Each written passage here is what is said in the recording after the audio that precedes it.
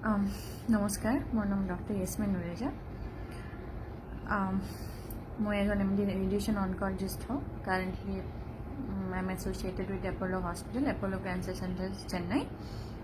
তো আজি মই আপোনালোকৰ সন্মুখত অনলাইন অহাৰ এটা বিশেষ উদ্দেশ্য আছে। তো যোৱা বিগত কিছুদিন আগতে মই এটা ষ্টেটাছ দিছিলোঁ কিশোৰ দাস ৰিলেটেড। তো তাৰপিছত বহুত মেছেজ, বহুত মেছেঞ্জাৰত মেছেজ, হোৱাটছএপত মেছেজ, এনেকুৱা বহুত আহিল। বহুতে বহুত কুৱেশ্যন সুধিলে। তো বহুত দিনৰ পৰা ভাবি আছিলোঁ, ৰিপ্লাইটো পাৰ্চনেলি এটাকৈ দিব নোৱাৰোঁ, বা ভাবি আছিলোঁ কেনেকৈ ৰিপ্লাই দিওঁ। মেণ্টেলি কিছুদিন ৰেডি নাছিলোঁ আৰু সুযোগো ভালকৈ পোৱা নাছিলোঁ। চ' আজি এই ভিডিঅ'টোত মেইনলি তিনিটা সৰু সৰু টপিক মই এনেই কভাৰ কৰিব খুজিছোঁ। এণ্ড টপিক তিনিওটা খুব ইণ্টাৰ ৰিলেটেড হয়।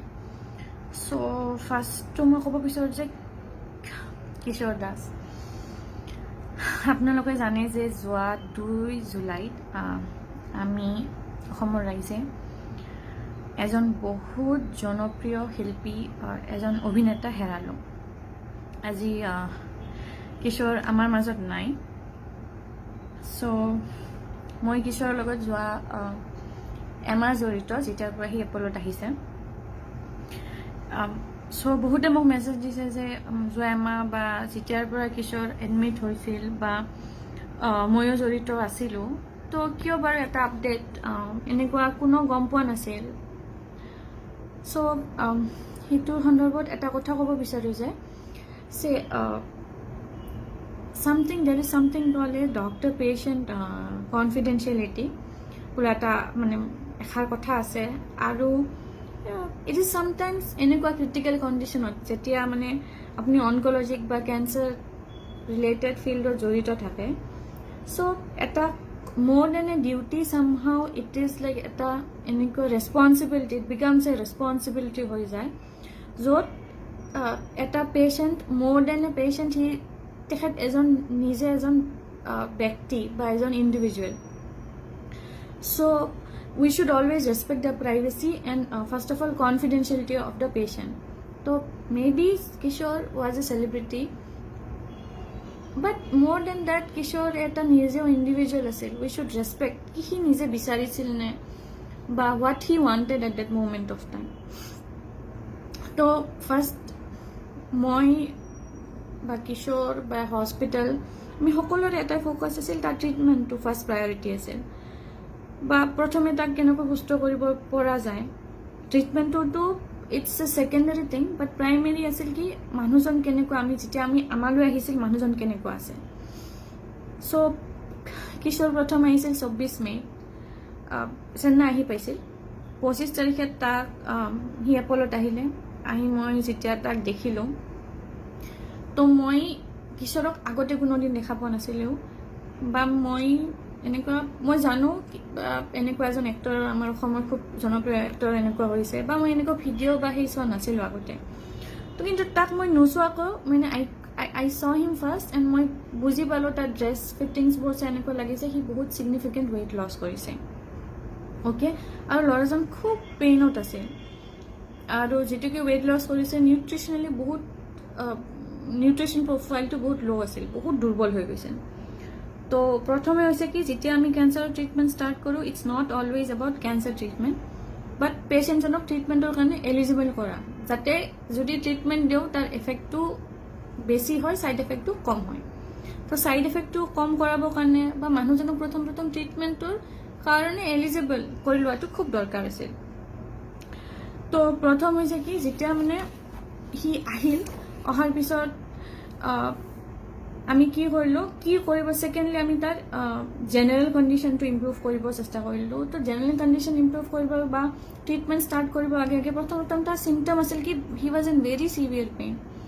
তো ফাৰ্ষ্ট হৈছে কি তাৰ পেইন মেনেজমেণ্টটো আমি ষ্টাৰ্ট কৰিলোঁ। ছেকেণ্ডলি এটা ৰাউণ্ড অফ ক্লক ডাইটিচিয়ান আমি এটা লগাই দিলোঁ তাৰ লগত, যাতে তাৰ কমচে কম সি ছিগনিফিকেণ্ট ৱেইট লছ বুলি কওঁতে মই প্ৰথম আমি ছিগনিফিকেণ্ট ৱেইট লছ বুলি ক'লে 5 kilos in 30 days or 10% loss in 180 days বা 5% ইন 30 ডেজ যদি মানে 5% আপোনাৰ নৰ্মেল যিটো ৱেইট আছে তাৰ পৰা বুলি 5% ৱেইট লছ হয় আপোনাৰ 30 দিনৰ ভিতৰত বা 10% ওপৰত হয় তো এইটো ছিগনিফিকেণ্ট ৱেইট লছত ধৰা পৰা যায় তো তাৰ ৱেইট লছ তাৰপিছত মই যেতিয়া সুধিলোঁ সি কৈছিল মানে হি ৱাজ চাম 85 এণ্ড এবভ এণ্ড এতিয়া লাইক 50 লাইনত আছিল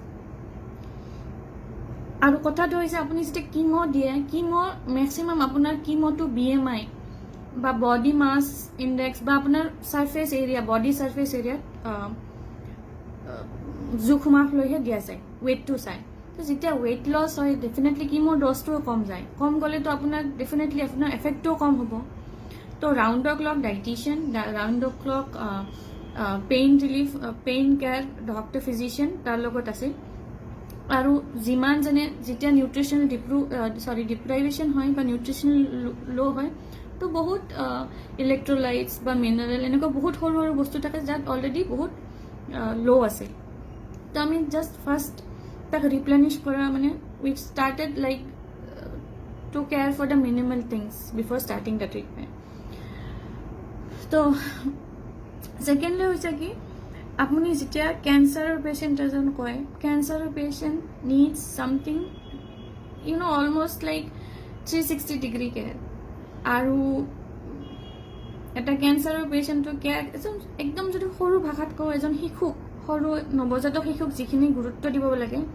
সময় গতিকে কিছুমান কেঞ্চাৰত তেনেকুৱা গুৰুত্ব নট কিছুমান but every cancer patient needs that care from every aspect খালি আমি কিমো ৰেডিয়েশ্যন বা চাৰ্জাৰী কৰিলে যে ট্ৰিটমেণ্টটো শেষ হ'ব no' cancer treatment is beyond that তাৰ আগতো বহুত আছে পেচেণ্টজনৰ মেণ্টেলি কেয়াৰ ৰখা সাইকোলজিকেল এছপেক্টত পেচেণ্টৰ ভাগৰি গৈছে কি হৈছে মেণ্টেলি আমি কিমান সহায় দিব পাৰোঁ নিউট্ৰিশ্যন চাইডেদি কিমান সহায় কৰিব পাৰোঁ কিমান ইম্প্ৰুভ কৰিব লাগে বা পেচেণ্টজনক পেইন আৰু চিমটমছ কিমান আমি পেইন ফ্ৰী কৰিব পাৰোঁ যাতে ট্ৰিটমেণ্টটো ভালকৈ টলাৰেট কৰিব পাৰে so' everything needed and was a matter of concern to be honest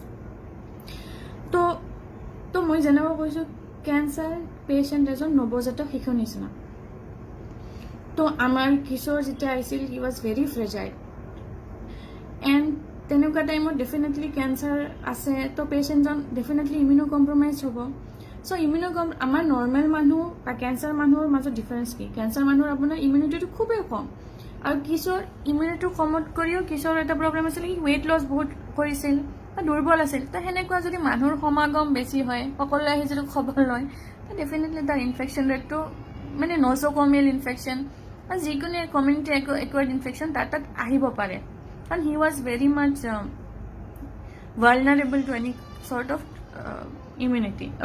infection okay third আমি জানো কি এপলত আমাৰ মেক্সিমাম মানুহ আমাৰ অসমীয়া আৰু মই এটা মানুহখিনি যিমান মানুহ আছে বহুতে যিমান পেচেণ্ট আছে এতিয়া যোনে জানে ইয়াতে কিশোৰ আছিল লাইক আই চেলিউট বহুতে বহুত ইভেন যিবিলাক ষ্টাফ আছিল বহুত অসমীয়া লাইক দেজ কোঅপাৰেটেড এ লট মানে এনেকুৱা সকলোৰে যেন এটি পাৰ্চনেল যুদ্ধ হৈছিল যে কিশোৰক মানে সুস্থ কৰিব লাগে কিন্তু বাট তাৰ মাজতো কিছুমানে আহে তাক লগ কৰিব বিচাৰে বা কিছুমানে এটা ফটো বা ভিডিঅ' ল'ব বিচাৰে আৰু কথাটো এনেকুৱা আছিল সি চেলিব্ৰিটি তাৰ চিকিৎসাত অসমৰ ৰাইজৰ বহুত অৰিহণা আছিল তো সিটো মানা কৰিব নোৱাৰে বাট জটিলতাটো চাব like the situation was so' sensitive কে সি এজন চেলিব্ৰিটি হা আৰু চেলিব্ৰিটি বুলি ক'লে মই তাৰপিছত যেতিয়া কিশোৰ পুৰণা ফটো চাইছোঁ আৰু এতিয়া যিজন মোৰ আগত কিশোৰ আছিল that is like heaven and আৰ্থ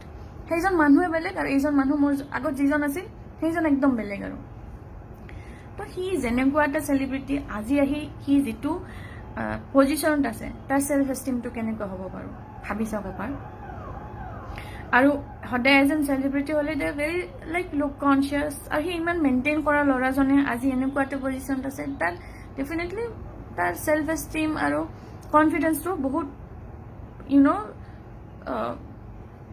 ল' মানে he would have felt very low' আৰু তেনেকুৱা এজন ল'ৰা he was a grown up individual who can take his own decision তো নিজে আমি ভাবি চাব পাৰোঁ সি তেনেকুৱা পজিশ্যনত কেনেকুৱা ফিল কৰিব আৰু এইটো কথা আছিল কি during the course of treatment it was not only therapy but it was to give care for the patient based on every aspect, even the psychological aspect, because আমিতো ট্ৰিটমেণ্ট সেইবোৰ দিব পাৰিম বা ফেমিলি ছাপৰ্ট দিব পাৰিব, ফ্ৰেণ্ডছবিলাকে support দিব পাৰিব, বাট mentally পেচেণ্টজনৰ mental ষ্ট্ৰেংথটো বহুত মেটাৰ কৰে। And I have seen patients who have done wonders with mental strength, even in very widespread diseases. So, our aim to asil to give the patient a 360-degree care without lowering the self-esteem and neither breaching his privacy. Because at the end of the day, Kishore's celebrity was Kishore, but Kishore was a patient who needed utmost care and privacy. So, Zua Derma যুদ্ধ আছিল, বহুত ups downs একেলগে দেখিলোঁ কিশোৰৰ লগত। কিন্তু ডক্টৰত কৰি যদি কোনোবাৰ এটা মানে বিৰাট সাহস আছিল, সেইটো মানে কিশোৰ দাস, লাইক চেলিউট।